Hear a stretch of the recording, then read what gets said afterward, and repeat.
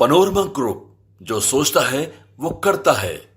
नमस्कार, भारत लाइव देख रहे हैं आप। बीपीएससी शिक्षक बहाली का प्रथम चरण समाप्त हो चुका है। आज नियुक्ति पत्र पटना के ऐतिहासिक गांधी मैदान में बिहार के मुख्यमंत्री नीतीश कुमार और उप मुख्यमंत्री तेजस्वी यादव बांट रहे हैं। इतना ही नहीं, तमाम जो जिले हैं उन जिलों में भी नियुक्ति पत्र बांटे जाएंगे जिनकी शिक्षक नियुक्ति में बहाली हुई है। लेकिन अब देखिए, बिहार में कहा जा रहा है कि रोजगार की बहार आने वाली है।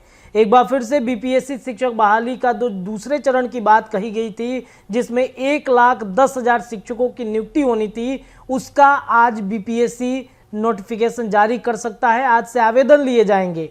आज से आवेदन की प्रक्रिया बीपीएससी शुरू कर रहा है। लेकिन उससे पहले कई तरह की बातें बीपीएससी के तरफ से, शिक्षा विभाग के तरफ से की जा रही हैं। आप सबको पता है कि 1,70,000 शिक्षकों की बहाली में जिस तरीके से जो अभ्यर्थी हैं आयोग दफ्तर के बाहर जाकर हंगामा कर रहे हैं, फर्जीवाड़े की बात कह रहे हैं, विपक्ष लगातार इस मुद्दे पर हमला कर रहा है कि फर्जीवाड़ा हुआ है।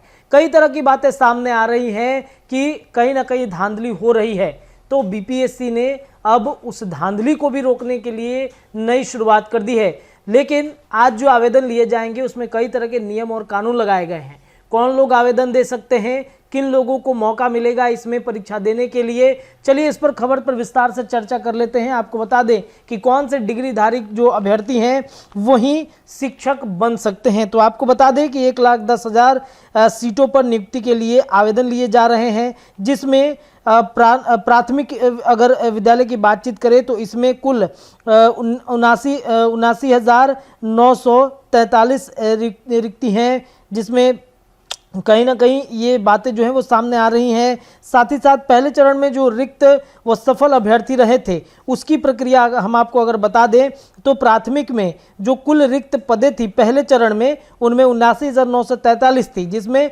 72,419 सफल अभ्यर्थी हुए थे। अब जो रिक्त बच गई हैं उसमें 7,524 है। प्राथमिक में अगर माध्यमिक में बातचीत की जाए तो 32,916 रिक्त पदे थे, जिसमें सफल अभ्यर्थी 26,204 हुए हैं। जो शेष रिक्त रह गए हैं वो 6,712 हैं। उच्च माध्यमिक में पहले चरण में 57,602 रिक्तें थी, जिसमें सफल अभ्यर्थी 23,701 हैं और अब 33,901 जो उच्च माध्यमिक जो 11-12 की बातचीत चल रही थी उसमें कहीं ना कहीं 33,000 अभी पद खाली हैं। तो कुल मिलाकर अगर देखा जाए तो 1,70,000 के करीब में तमाम जो चीज़ें हैं वो हो रही हैं। उसमें 59,692 सीटें द्वितीय चरण के लिए चिन्हित कर ली गई हैं।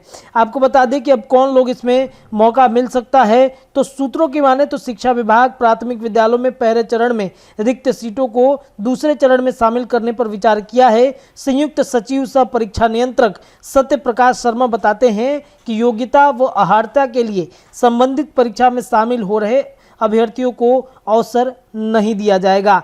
प्रमाण पत्र अपलोड करने के लिए अभ्यर्थियों को पर्याप्त अवसर दिए जाएंगे। अभ्यर्थी विस्तृत जानकारी के लिए जो आयोग का वेबसाइट है bpsc.bih.nic पर जाकर अपलोड कर सकते हैं। इस बार 3 चरणों में आवेदन की प्रक्रिया पूरी की जाएगी। शिक्षा विभाग के अनुसार पहले चरण में कितनी सीटें रिक्त रह गई हैं इसकी गणना 2 नवंबर को नियुक्ति पत्र वितरण के बाद की जाएगी।